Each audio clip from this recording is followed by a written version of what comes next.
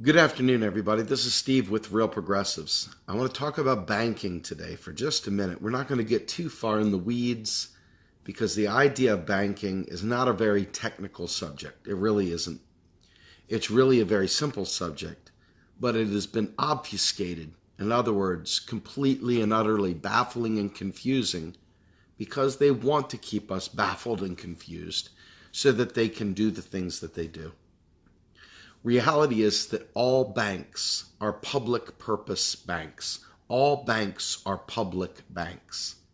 That sounds crazy on the offset when you think about all the stories of private banksters and you think about all the other nonsense that has pumped down our throats. But I want you to understand that all banks are already public banks. They have been given authority by our United States Congress and governments around the world. These banks operate under the authority given to them by the governments that in which give them their unit of account. Now the irony is that people that are very much in favor of public banks, people that are in favor of ending the Fed, people that are in favor of doing all these fancy ideas for how we can take the power back and so forth, always forget that the mechanism by which they have to do those things is through the mechanism by which we would do all things, which is to get Congress to take action. Now, you don't have to be a legal scholar to see this. You don't even have to be a big historian to see this. But over the years, banking regulations have been changed, they've been modified, they've been reduced, they've been eliminated. Think of Glass-Steagall. That wasn't done by a private committee somewhere. That was done by act of our Congress. Please remember this, because there are people out there that will mislead you and take you down a rabbit hole that you don't need to go down. You could save yourself an incredible amount of time and energy avoiding rabbit holes and avoiding the weird blogosphere and the late night, infomercials by remembering that ultimately any law that you would like to see passed regarding ending the Federal Reserve or changing the way banks do business has to go through the United States Congress. So if it's an act of Congress that's going to fix it, shouldn't we understand what it's trying to fix? It's very important that you understand this, because otherwise you're going to spend your time burrowing down into these rat-infested holes full of all kinds of cute stories, lots of myths and legends, and lots of things that are just going to take you out of the game entirely, searching for Atlantis and all kinds of other crazy places. So as Keith here says in the comments, and as Warren Mosler says, let's just tell the banks what they can do, period. And that's it. That's it. Here's your charter. That's all you get to do. Period. Full stop. Let's make banking boring again, as Warren would also say. There's no reason for us to create all these specialty banks when the reality is that we've just chosen to forsake regulating the ones we already have today. Now, does that mean we can't push out banking to the Postal Service and reclaim that space? Absolutely not. We can absolutely do that in a moment's notice.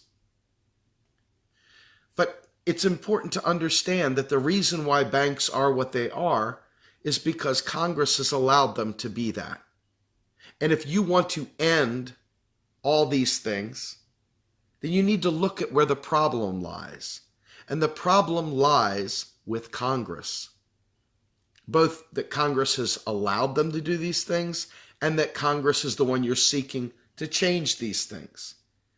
Instead of pointing at the banks who are doing exactly what they're going to do, it's like getting angry at a shark for eating a seal.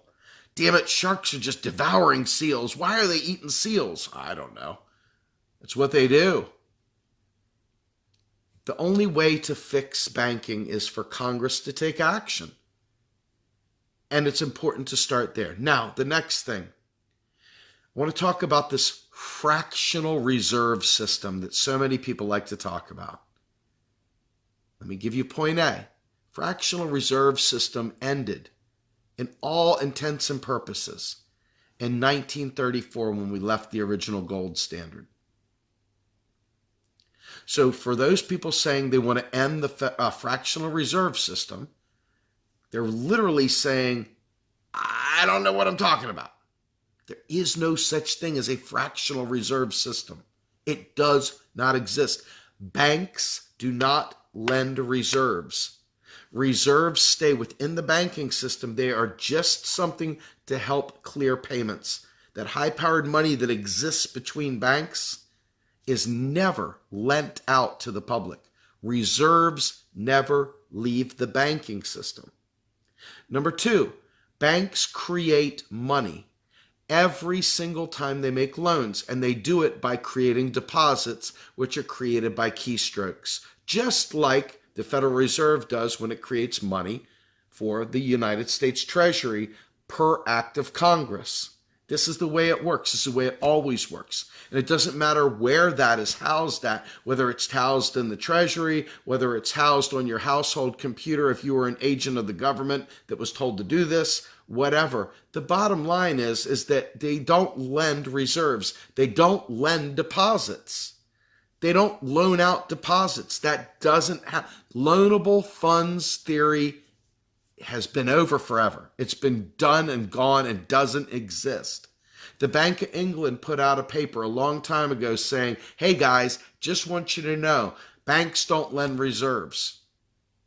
Now, modern monetary theory has been saying this from day one because they're the only adults in the room when it comes to banking, when it comes to economics. The MMT community is the only one that's done the rigor and the due diligence to show this. And that's important to understand because without knowing that, you're prone to say really, really silly things. And it's very important to understand that by banks not lending reserves, by banks not loaning out deposits, that what banks are doing is acting as credit agencies, if you will, for the United States government. However, back to my original point, Congress has taken away all the regulations. They have stopped doing their job. So if you want to see sanity brought back to banking, it's important to know what banks are to begin with. And it's important to know why they have run amok to begin with. And it's important to understand that all banks are public purpose, but have been allowed to become insane kleptocrats by our Congress. So the very mechanism by which we need to fix them, or to create public banks, or to create the laws that enable public banks, and all the rest of these things, all start with Congress. Now, let's say you create a public bank in a state. The United States dollar, the US dollar, is still a federal entity. It's still the currency issuer is the federal government by edict of Article 1, Section 8 of the United States Constitution. So a public bank still is dependent on the federal government. You haven't necessarily done anything other than create a secondary set of institutions. It's important to understand that if you really want to change the way things are done, you need to get Congress to take action to regulate the banks one more time. Congress alone. So when you talk about who you're going to vote for, when you talk about who you're going to support, when you think about candidates that are running for office and you see them pointing to Wall Street solutions, you know they are a neoliberal. By definition, they are a neoliberal. Whether they have a D next to their name, a G next to their name, or an R next to their name, or an L next to their name, they are a neoliberal when they push stuff off to that system. Congress alone can fix it, And Congress alone has been the sole reason it is not regulated today. Fix Congress, fix your banking system. You're not fixing it any other way. Now, let's talk about the Federal Reserve for a minute. The Federal Reserve did not come into town in a big battleship, take down the United States flag and put a Federal Reserve flag up. That's not how it went down. Sorry. It's probably a cool book to write that way, like The Creature from Jekyll Isle or something. You probably make it really, really snazzy and Blofeld, James Bondish if you want.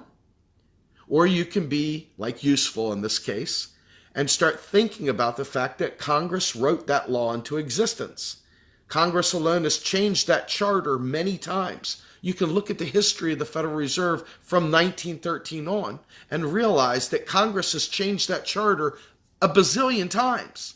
There's too many of them to even sit there and document how many times it's been changed.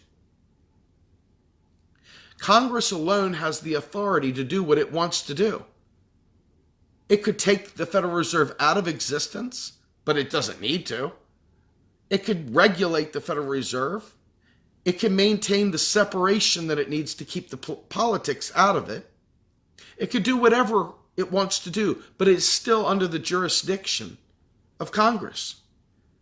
The unit of account, which is the US dollar, is being run out, if you will. The balance of payments, the clearing of payments is being done through the clearinghouse that is the Federal Reserve Bank, the nation's central bank.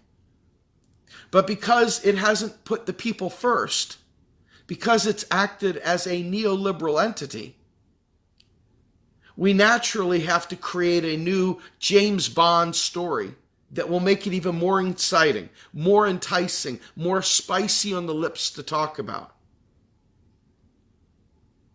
Again, the reality is that the president nominates the freaking chairman, the Fed chair, nominates the board of governors. This is a federal agency, .gov. Okay? When you nominate neoliberals, when you nominate monetarists, when you nominate neoclassical people that subscribe to the Milton Friedman school of nonsense, you get those kinds of policies. Isn't that weird?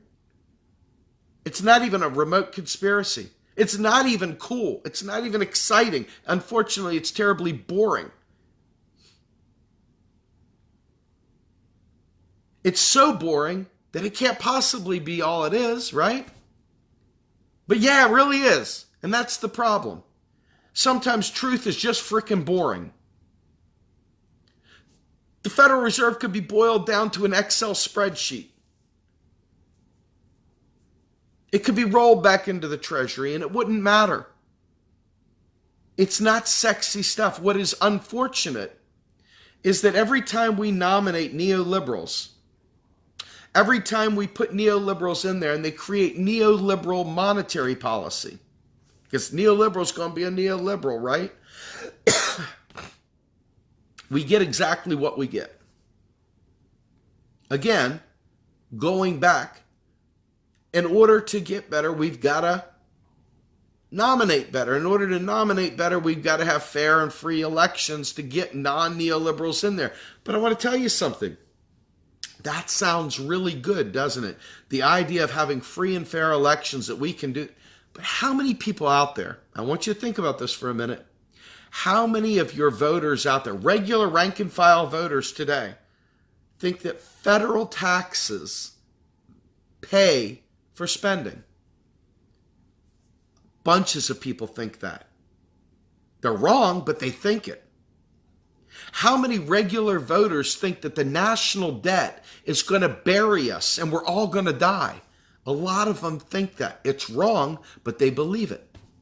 How many people think that Washington, D.C. borrows U.S. dollars from China to pay for its existence? It's ridiculous. As you say it, you realize how stupid it is, and you know how false it is. But lots of voters think it. So now you have free and fair elections. Think about what the electorate believes today and imagine a world where they're making those decisions without understanding how the system works. Just think about it for a minute. Put that in your pipe and smoke it. That one right there should terrify the hell out of you. Not that we shouldn't have free and fair elections. Not that we shouldn't have the people in control. But if the people are ignorant, we have a really, really important job to do as activists, to teach them how this system works. And when we see our favorite alternative media personality talking about the Rothschilds, or we see our favorite alternative media person talking about petrodollars and the like, it's our job to disabuse them of that moronic belief system.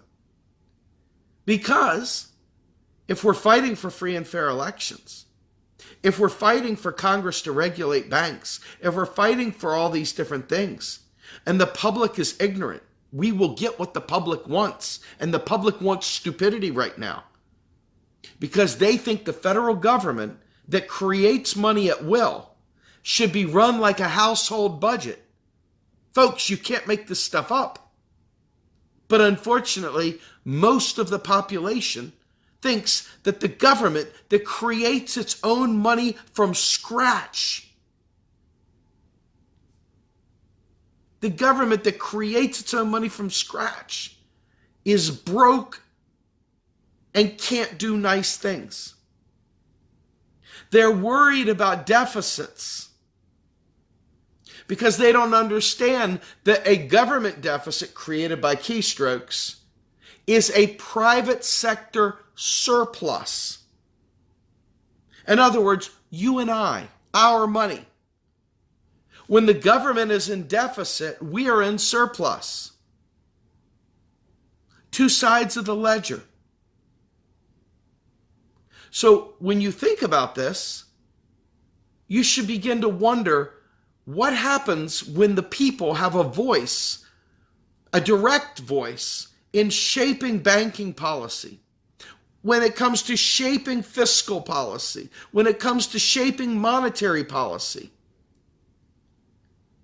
Now, I'm not here to tell you that people shouldn't have a voice. I'm here to tell you that you want to get led to slaughter, let the ignorant guide us off a cliff.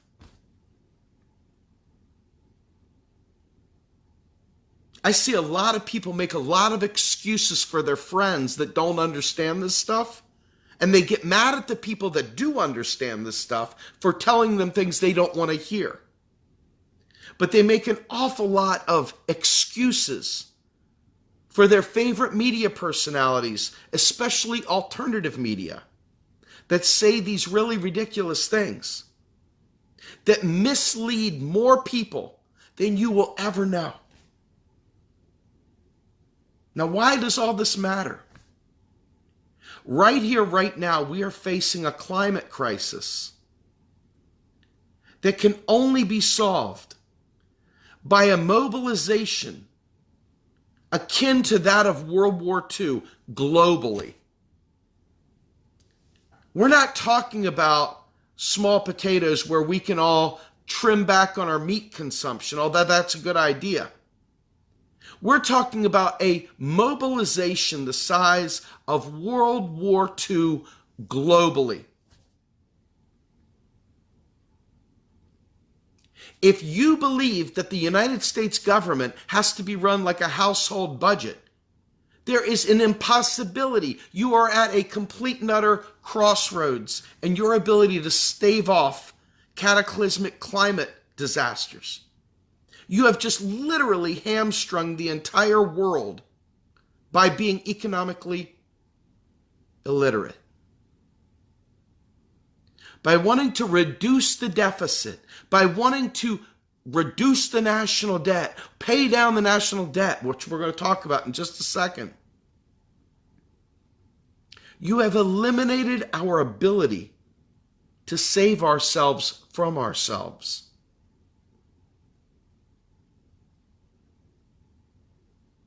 So when a country like China sells goods and services into the United States, They get United States dollars, US bucks.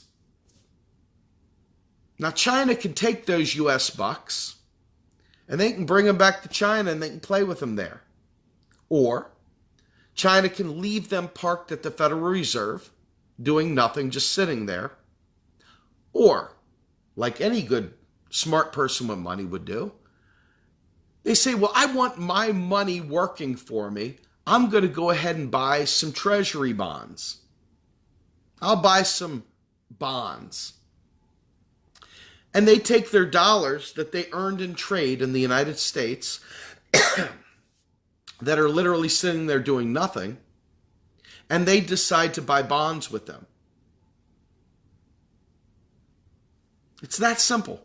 We didn't borrow their money. We don't need their money. We create it freely, constantly, daily, by the minute.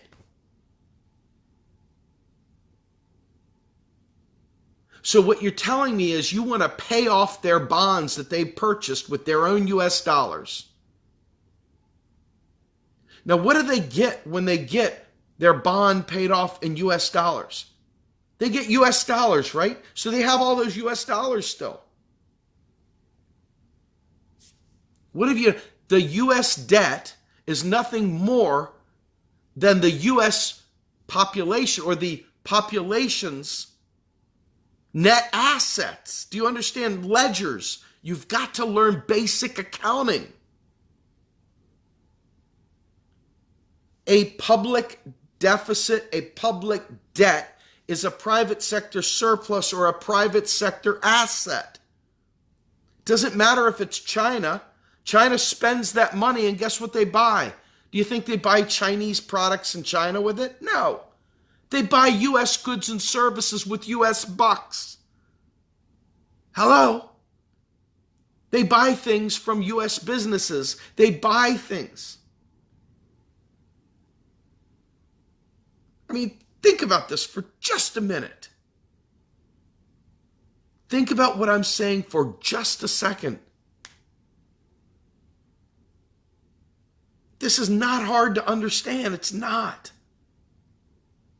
We don't have public debt in the sense of like what you and I may have on our credit card. There is no such thing as a U.S. credit card. They sell bonds to accommodate the desires of other people to save in US dollars. That's it. That's it. They don't fund the US government. The US government is self-funding. Taxes don't spend. A tax dollar is never spent. A tax dollar is only deleted. A US government dollar is a tax credit. When it spends that dollar into existence, it's spent precisely one time by the United States government. Once. Do you understand me? One time is it spent by the government. It's only spent once. It's not regurgitated by the government. It's not taken, oh my God, we need more money to buy bombs. Please give us your tax dollars. Doesn't work that way at all. United States government spends that money into the private sector. Now all of a sudden the private sector has money. The United States government, being the monopoly issuer of the currency, has also set the price. By whatever it spent that dollar on, it set the price. It's the price setter once it spends it. It creates markets once it spends that dollar into existence. That dollar then bounces around the economy. I'm buying a loaf of bread. Now I'm buying some electricity. Now I'm buying a motorcycle for my kid. Now I'm paying a fine fee or penalty to my local, state, or whatever government. Now I paid a parking ticket. Now I bought gas. Now I go ahead and pay my federal taxes and it's deleted from the system. So the life cycle is the dollar is spent by the government and then it's deleted by the government when it's received as a tax. This is extremely important to understand. So when we come to the climate crisis, there's nothing we can't afford to do, as long as we have the real resources to do it. It's not private banks holding us back. It's our lack of understanding of how our federal government works and how it spends. There's no reason we can't have Medicare for all. It's not an affordability issue. We can afford it yesterday. It's not an affordability issue for us to have free college. We can afford it yesterday.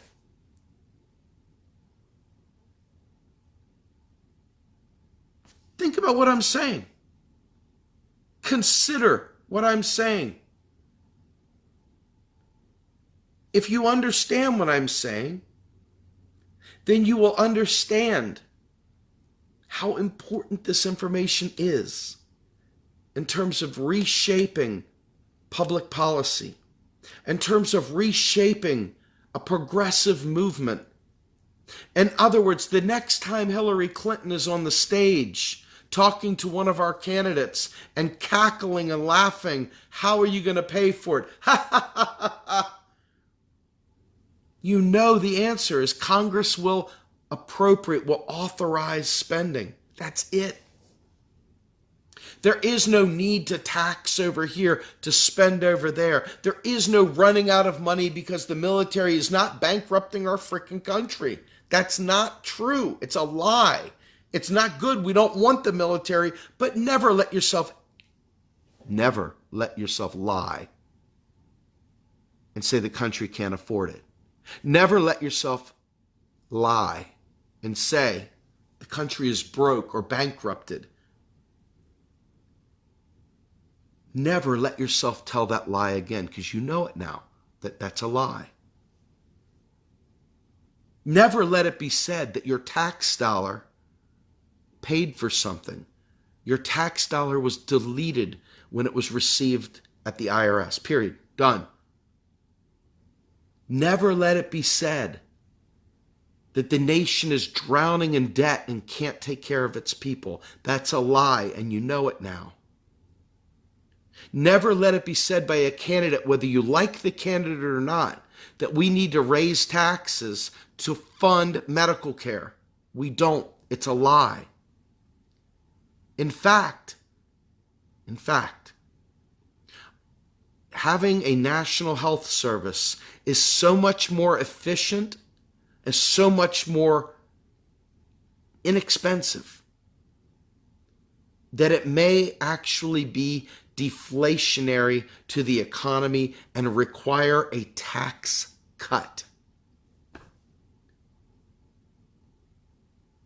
It may require a tax cut.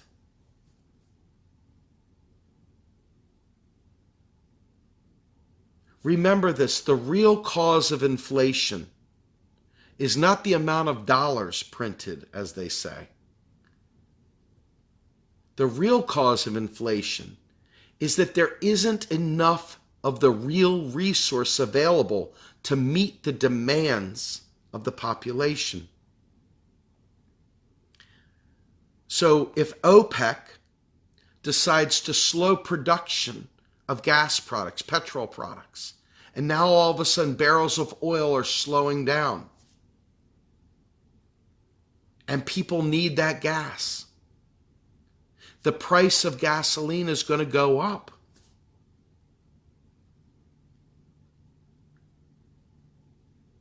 If we need medical care, and everybody has access to medical care, but we didn't train enough doctors, nurses, have enough hospital beds, have enough medicine, etc., costs will go up. It has nothing whatsoever, folks, nothing whatsoever to do with money growth. Money growth does not cause inflation. It's a lack of real resources. Think about New York City for a minute. There's only so many flats to live in, so many houses to live in, so many places to live in. So what happens when people come in there?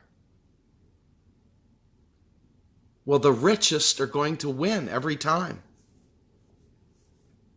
But they're going to bid each other out because there's only a few. But if there were more places to live in New York City, if there were enough places to live in New York City to accommodate the demand, it wouldn't be inflationary. The issue is not whether or not the price level rises for a specific item. It's a sustained escalating inflation of all prices.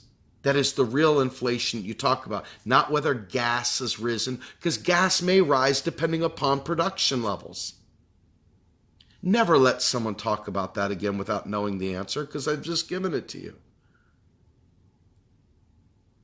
If healthcare costs rise because everybody has access to it, it's because we did not do a good job planning the transition to training more doctors, nurses, freaking orderlies, building hospital beds, whatever, to accommodate the real healthcare of America. It's not that we printed too much money. First of all, we don't print money anyway. There's only enough paper dollars to satisfy ATM transactions and teller transactions. The vast majority of money is digital deposits in your bank account. That's it. So we don't print money. That's not how it works. This right here, friends, is rock solid. I've not misled you even a little bit. Everything I've said to you here today, I can back up. And I'm telling you it not because I have some great desire to sit here in front of my camera and tell you this, but because I want you to learn this, because you've got to disabuse a lot of people out there that are saying this stuff over and over again.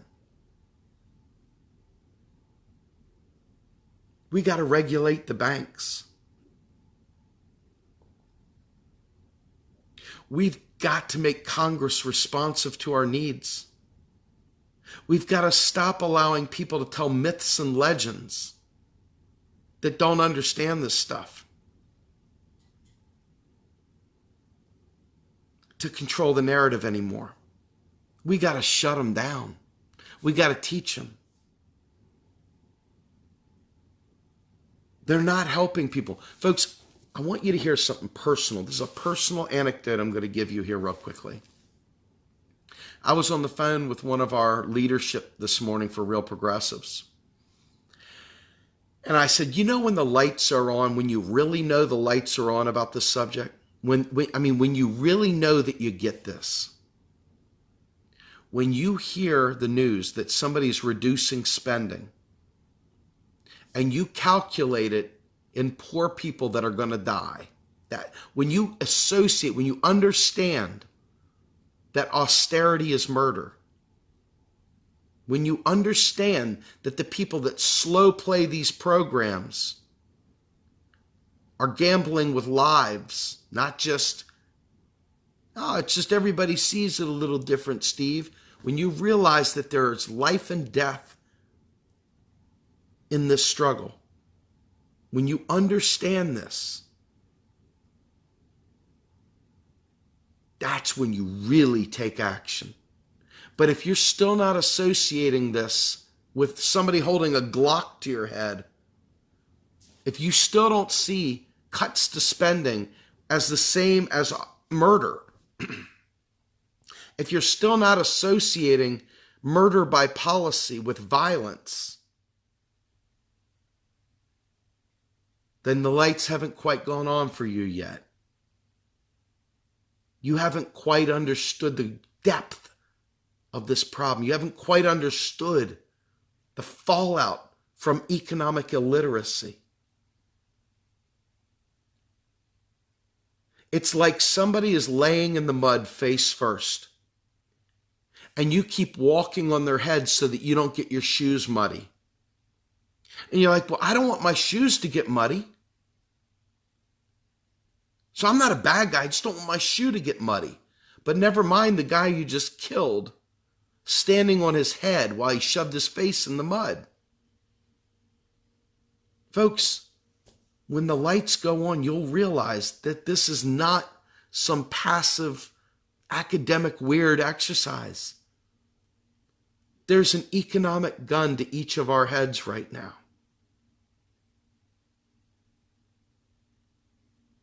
Your kids will inherit this, and they will inherit not a debt problem for our nation, but an environmental disaster that you were part of helping build by not learning the economics to defeat it.